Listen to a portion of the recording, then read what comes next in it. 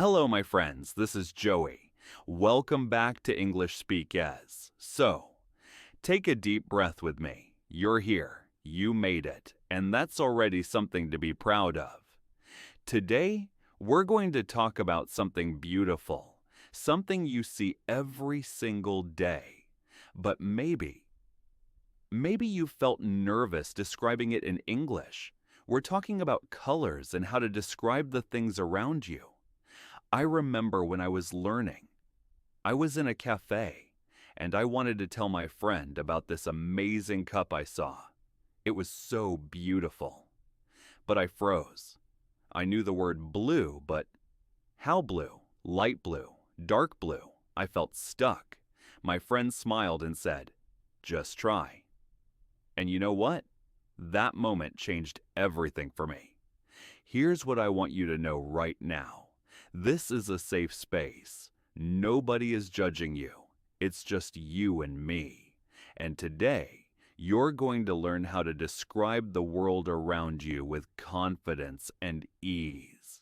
By the end of our time together, you'll be able to talk about colors naturally, describe objects in your daily life, and express yourself more clearly. You'll feel more confident when you're shopping, when you're talking about your day, or even when you're just thinking in English. You can do this. I believe in you. Let's begin. Okay, so let's start with something real. Picture this. You wake up in the morning. You open your eyes. What do you see? Maybe you see your white ceiling, your blue blanket, your brown wooden table.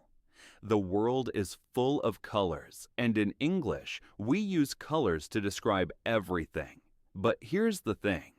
Many learners tell me they feel scared. They say, "Joey, I know red, blue, yellow, but what about the other colors? What if I use the wrong word?" And you know what? I understand that feeling completely. A student from Thailand once told me, I was shopping and I wanted to buy a shirt. I knew it was red, but it wasn't just red. It was a soft red like a sunset. But I didn't know how to say that. So I just pointed. Maybe you felt the same. That's completely normal. You're not alone. Let me share something important with you. Native English speakers make mistakes with colors too. Sometimes we say bluish or kind of green because we're not exactly sure either. The key is not perfection. The key is trying. The key is speaking. Here's a little secret about how your brain works. Every time you say a word out loud, you're building a connection in your mind. Think of it like this. Your brain is like a garden. Every time you practice, you're watering a plant. At first, the plant is small, but with daily care, it grows stronger and stronger. That's what we're doing today. We're planting seeds. I remember my own journey. When I started learning, I would walk around my house and name the colors of everything I saw. The red apple, the green plant, the yellow sun through the window. At first, it felt silly, but after a few days, something amazing happened. The words started coming naturally. I didn't have to think anymore. My mouth just knew what to say. And here's what I learned. English speakers use colors differently in different cultures. In some places, people love to be very specific. In other places, people keep it simple. Both ways are correct. Both ways are beautiful. You get to choose your own style. So let's talk about habit building. You don't need to study grammar for hours. You don't need to memorize lists. You just need to listen, repeat, and practice a little bit every day. That's it. Daily listening plus repeating builds confidence faster than any grammar drill ever will. Now, let's dive into the expressions. I'm going to teach you how to describe colors and things in real situations. Real life, not textbook life. First, let's talk about basic colors in a natural way. Imagine you're describing your room to a friend. You might say, "It's a bright room. The walls are white. I have a red lamp on my desk. My bed has blue sheets." Say it with me. It's a bright room. Good. The walls are white. Nice. I have a red lamp on my desk. Excellent. My bed has blue sheets. Perfect. Now let's add more detail. In English, we often put the color before the thing. We say the blue car, not the car blue. Let me give you some examples. The green tree, the yellow flower, the black cat, the brown dog, the pink dress. Repeat after me slowly. The green tree, the yellow flower, the black cat. Good. One more time. The brown dog, the pink dress. Beautiful. Here's a common mistake I hear often. Some learners say a red big car, but in English we usually say the size first, then the color. So we say a big red car. Listen carefully. A big red car, a small blue house, a long white table, a short green pencil. Let's practice together. A big red car, a small blue house, a long white table. Well done. Breathe. And again. A short green pencil. Excellent. Now, real life isn't always simple colors, right? Sometimes things are light or dark. Sometimes they're bright or soft. Let me show you how we describe this. Light blue, dark green, bright yellow, soft pink, pale purple. Say it with me. Light blue, like the sky. Dark green, like the forest. Bright yellow, like the sun. Soft pink, like a rose. Pale purple, like lavender. You're doing great.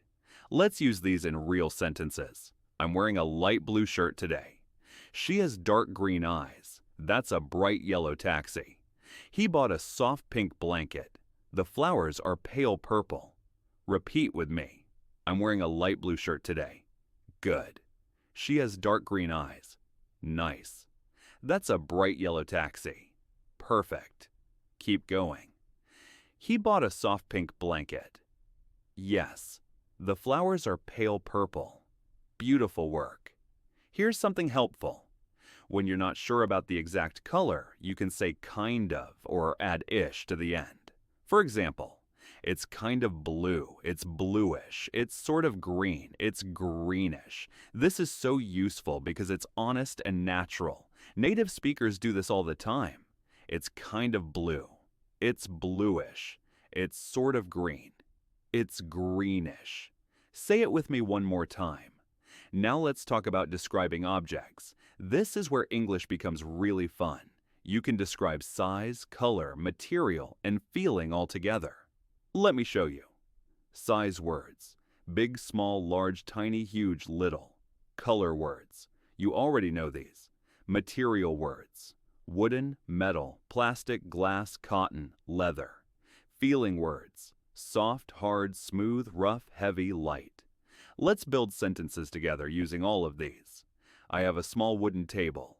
It's brown and smooth. She bought a big leather bag. It's black and soft. He found a tiny metal key. It's silver and cold. Say it slowly with me. I have a small wooden table. It's brown and smooth. Good. She bought a big leather bag. It's black and soft. Nice. He found a tiny metal key. It's silver and cold. Excellent. Here's a cultural note. In English, when we describe things, we often add how we feel about them. We say it's beautiful, or it's lovely, or it's nice. This makes your English sound warmer and more natural. So instead of just saying, I have a blue cup, you can say, I have a beautiful blue cup. Instead of she has a red car, try she has a nice red car. It's a small change, but it makes a big difference. Let's practice this together. I have a beautiful blue cup.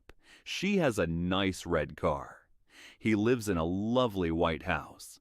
They bought a gorgeous green sofa. We saw a pretty yellow bird.